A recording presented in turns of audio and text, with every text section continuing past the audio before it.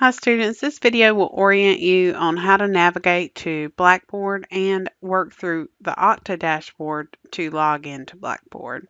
It'll cover our single sign-on process in addition to course navigation.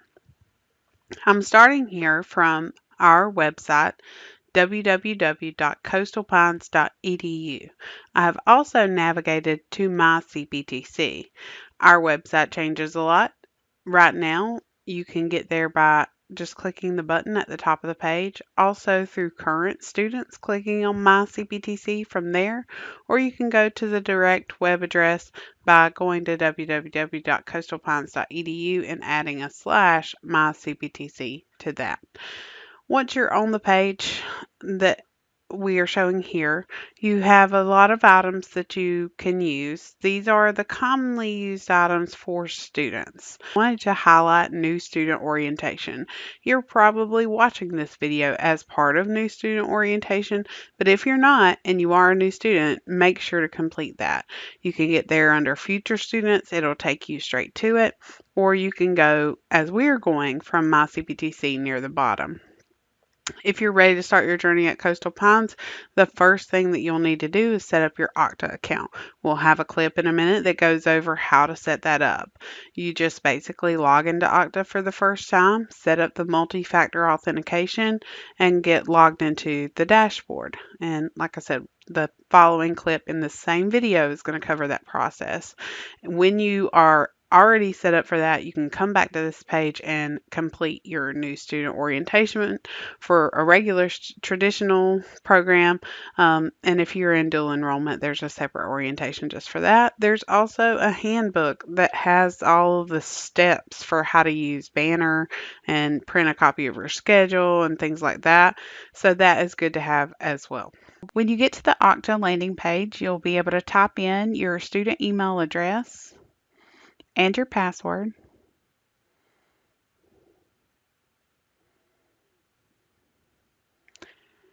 And the first time that you log in, you will need to set up authentication information.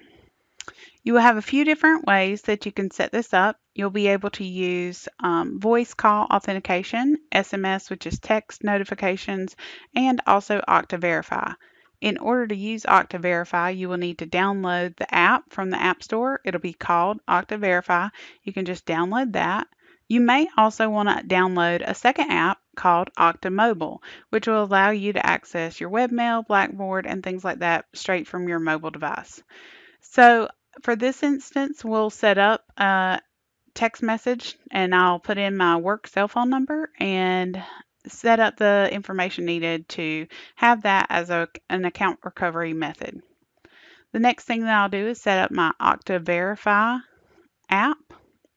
In order to do that, like I said, I'm going to have the app on my phone.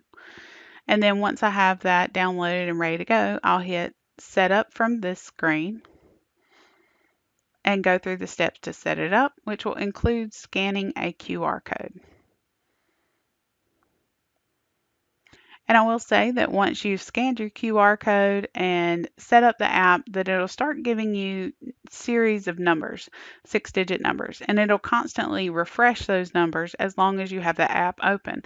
But you do not need to leave the app open on your phone. You can just close the app. You select whether you have iPhone or Android, scan the code, and once you do that, you have that method that you can recover your account with as well.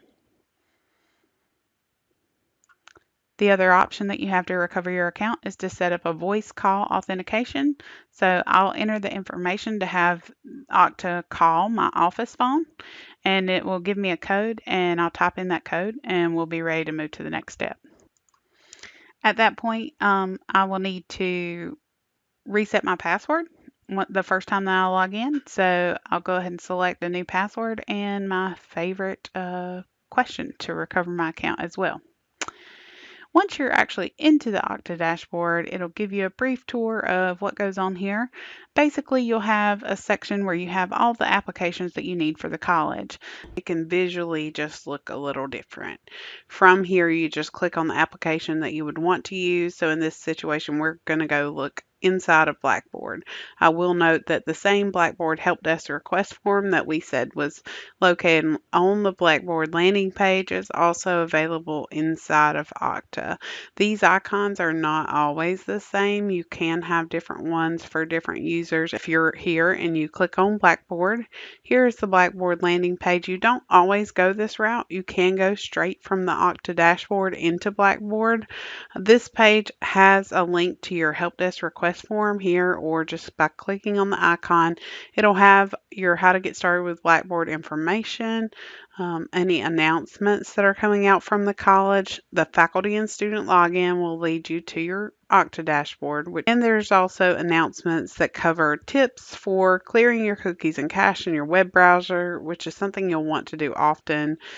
Password troubleshooting tips, the things that you can do to get help, reset, all of that stuff is located in the bottom right hand corner. You've got library information in the middle, order that they're displayed in based on how frequently you use your different applications.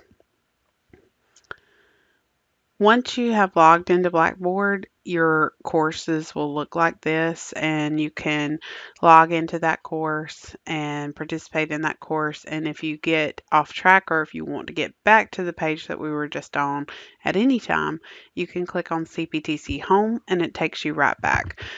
From this page, you do have the ability to email your instructors, and you have several tools on the left and things like that. And we're going to focus on the availability of tools inside of the course itself.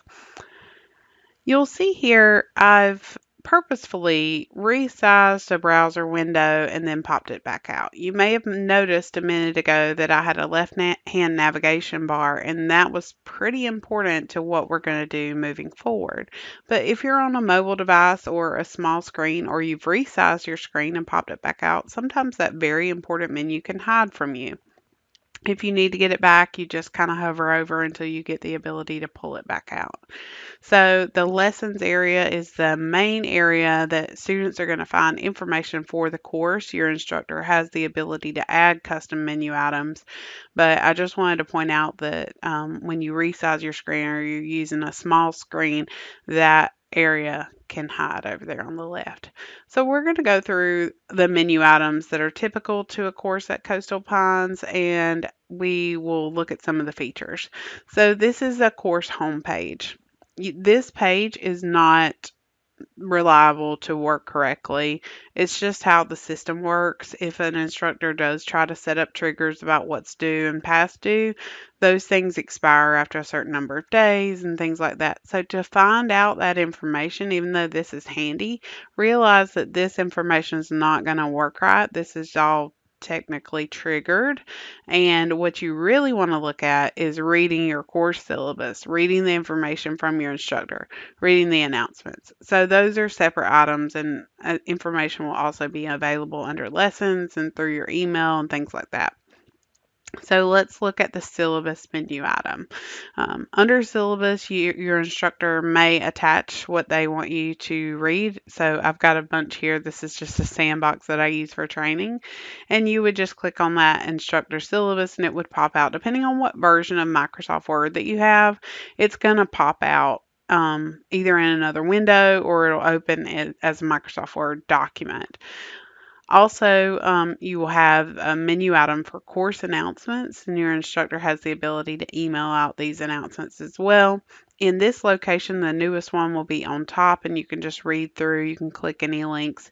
The instructor has the ability to link you back to locations in the course, like if they say that there is a test today, or please read your syllabus, they can connect you back to those things. They can also post their information. There is a course calendar, but your faculty member may choose to display their calendar in another way. They may or may not use the one that's built into the course. They may do just an attachment, such as a list of assignments that they put under the syllabus menu item. Okay, so once you get down to the menu item called lessons, your instructor can organize this any way that they want to. So let's look at the example of this instructor's using folders, and I'm going to click on Module 1 to get started. So you'll just want to read what's on the front of that, and if there are instructions on the folder itself, you would want to read that. And then within a folder, you have to click on it to see everything inside that folder. You can also have situations where there's adaptive release, meaning you have to do certain things before you see other things. There can also be display dates or availability releases based on dates. So you may want to come back to the course and check and keep on top of your announcements in your college email and things like that. Also, sometimes you'll see an email tool on the left. I didn't display it here, but if your instructor does make that available, then you would have the ability to email course instructors, email other students, and things like that. And for this course, it's not available, but that's a possibility as well. Once you're inside the lessons area, though, these icons to the left of these items tell you what these things are. So, for example, there's the ability to link out to websites. So that, if I just click on that title, it's going to take me out to that website. There's the ability to add documents that can be opened up and downloaded. There's also the ability to attach things as a file, meaning you might have to download it from this screen instead. Going back, there's also the ability to add course links, linking to somewhere else that is in the same course. There's a mashup tool option, so your instructor may add videos that you can just click on and you're welcome to play those. When you are playing a video like this, you can expand to full screen. You can also turn on or off closed captions as needed. Just wanted to point that out.